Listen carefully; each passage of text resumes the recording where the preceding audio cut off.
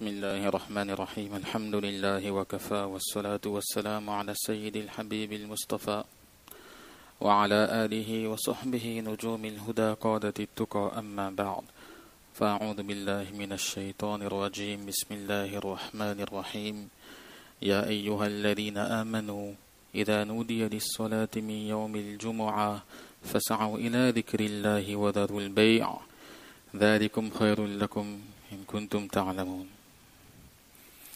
Chers frères, louange à Allah Rabbul Izzah, Jalla Shanu Rabbul Alamin, qui nous a donné le tawfiq de nous réunir en ce jour de Jum'ah, un jour important, et justement pour parler de ce jour de Jum'ah à travers son histoire, sa chronologie et selon le tartib, l'ordre qu'Imam Bukhari rahmatullahi alayhi l'a présenté dans son livre.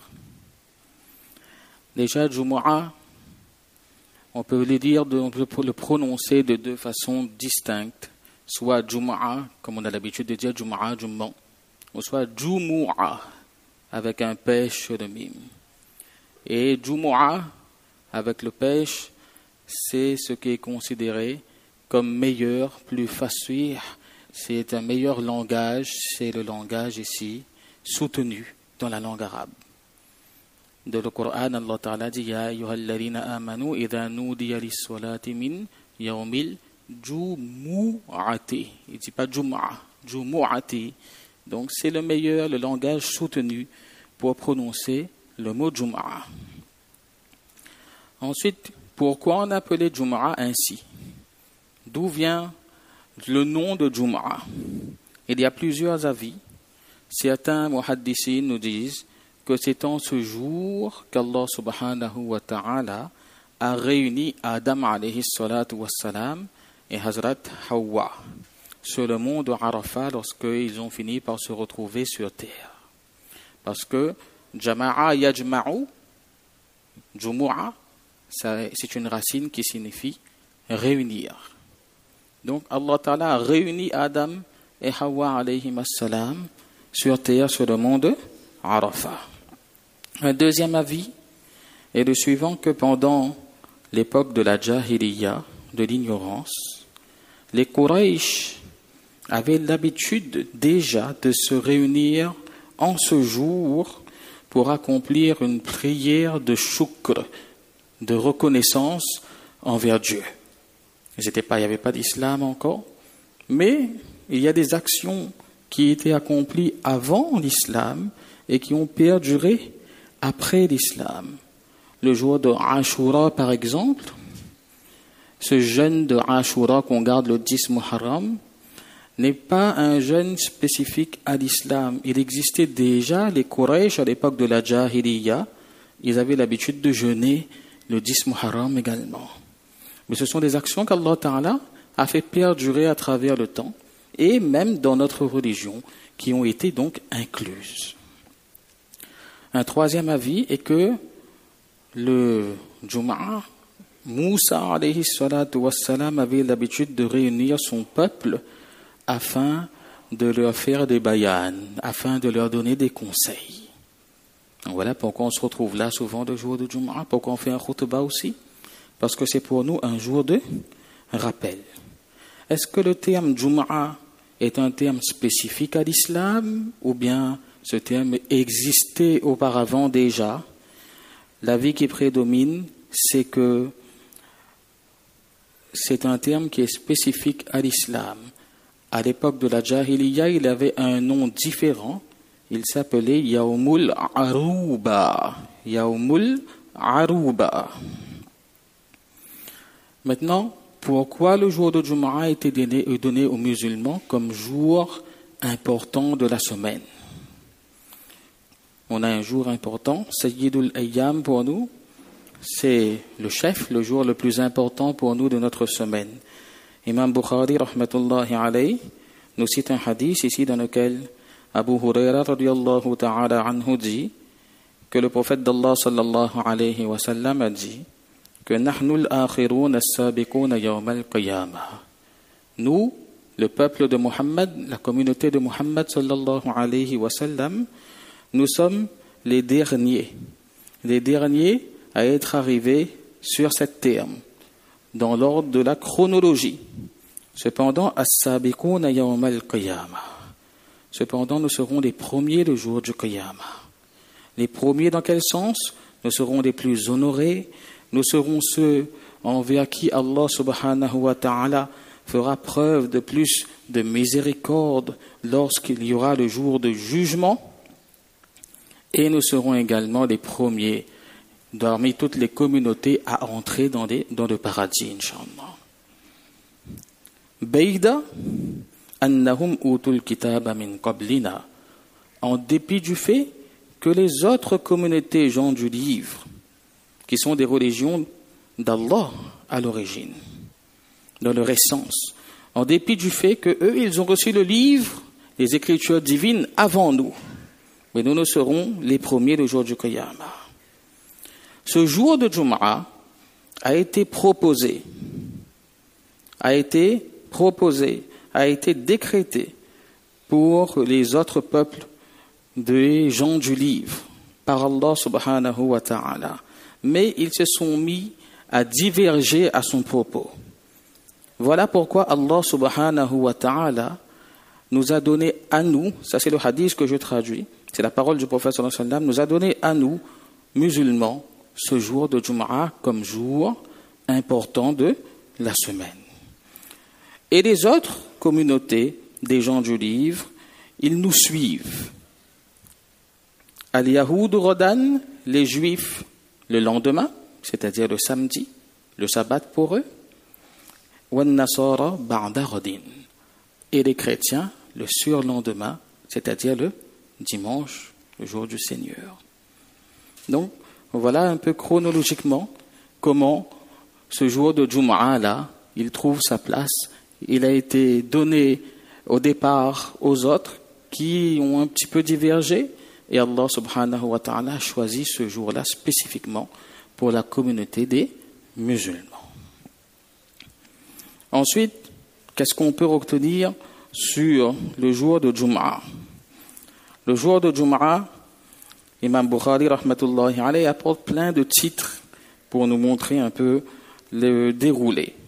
Le jour de Jum'a déjà commence par un rousl. Faire un rousl le jour de Jum'a, prendre un bain. Les ahadiths concernant les bains sont de 3 types.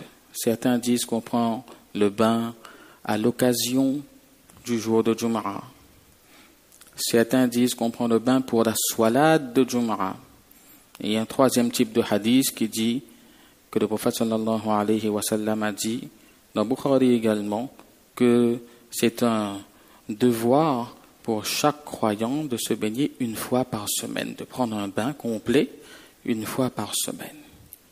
Hajjat Cheikh Nawarallahu Marqadahu Manana Zakaria rahmatullahi alayhi propose ici de réunir les hadiths en disant que lorsqu'on prend son bain pour le jour de Jum'a, on fait le niyat qu'on prend le bain en l'honneur du jour de Jum'a, de la salade de Jum'a et également du bain de la semaine pour qu'on puisse mettre en pratique les 3 hadiths d'un coup.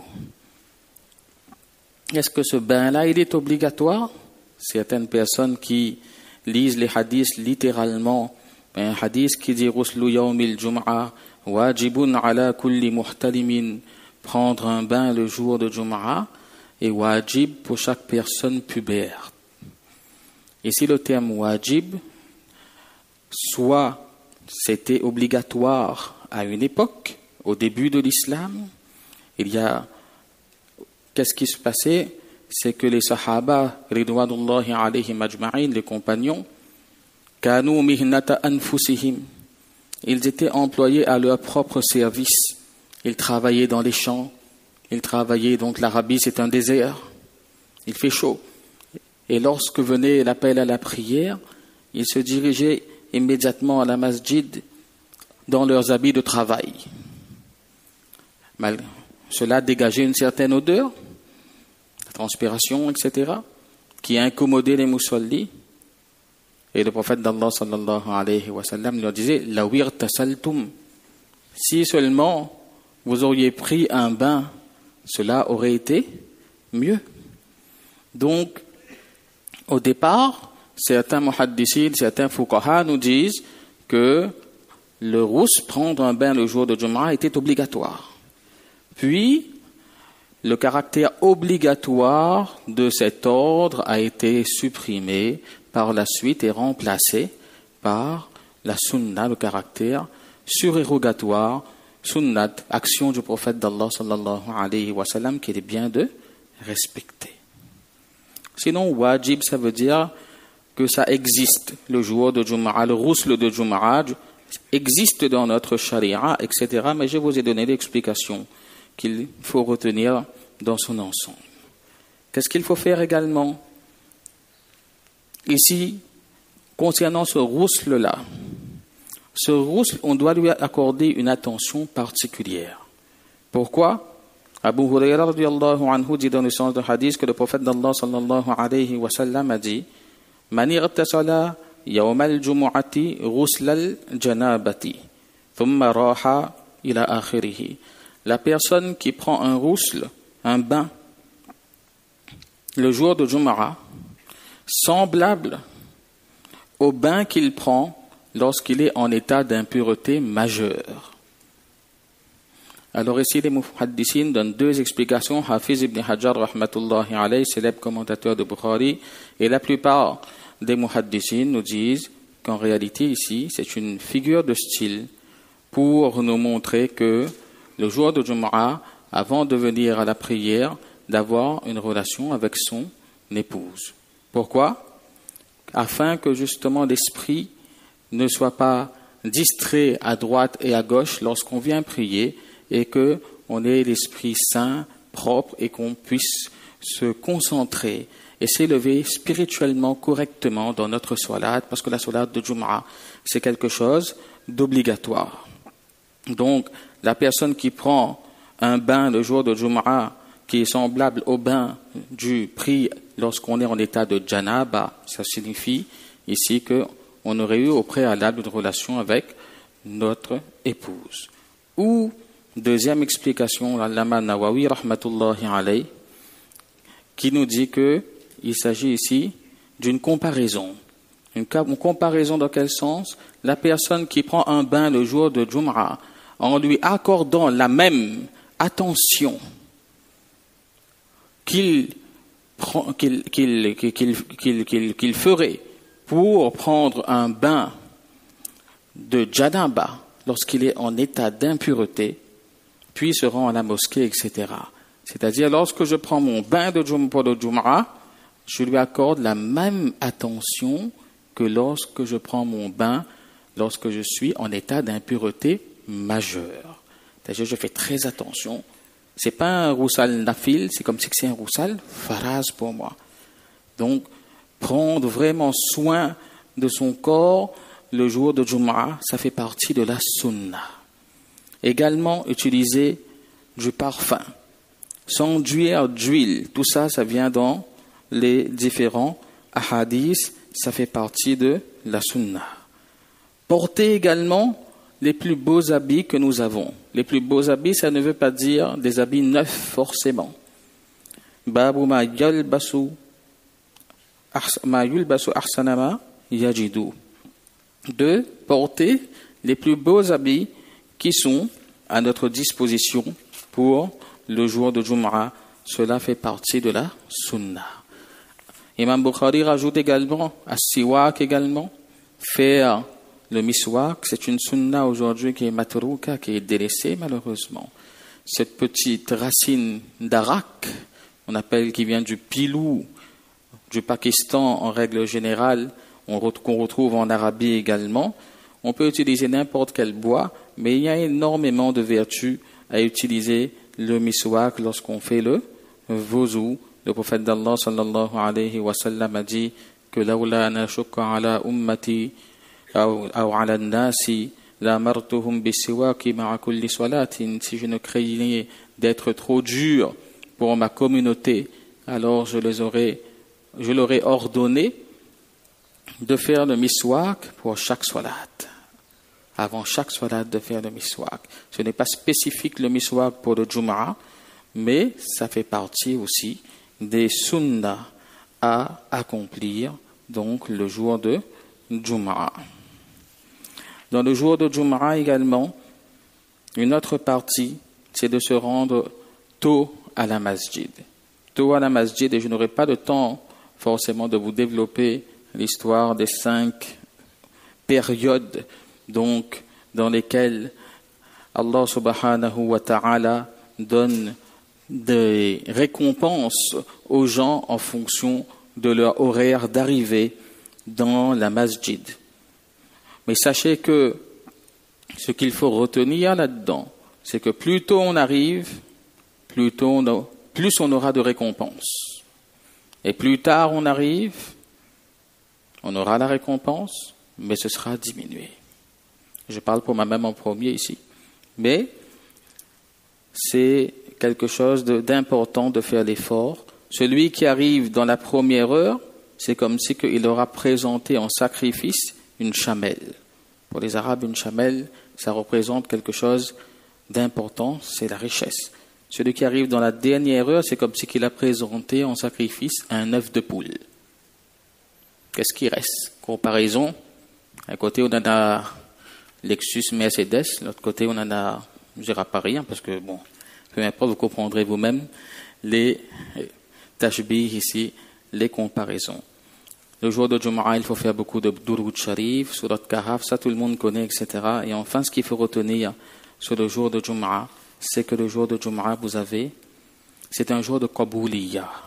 C'est un jour, pourquoi c'est un jour qui se distingue des autres pour nous? C'est parce qu'Allah subhanahu wa ta'ala a caché ici, dans ce jour-là, un horaire, un moment dans lequel il accepte les du'as.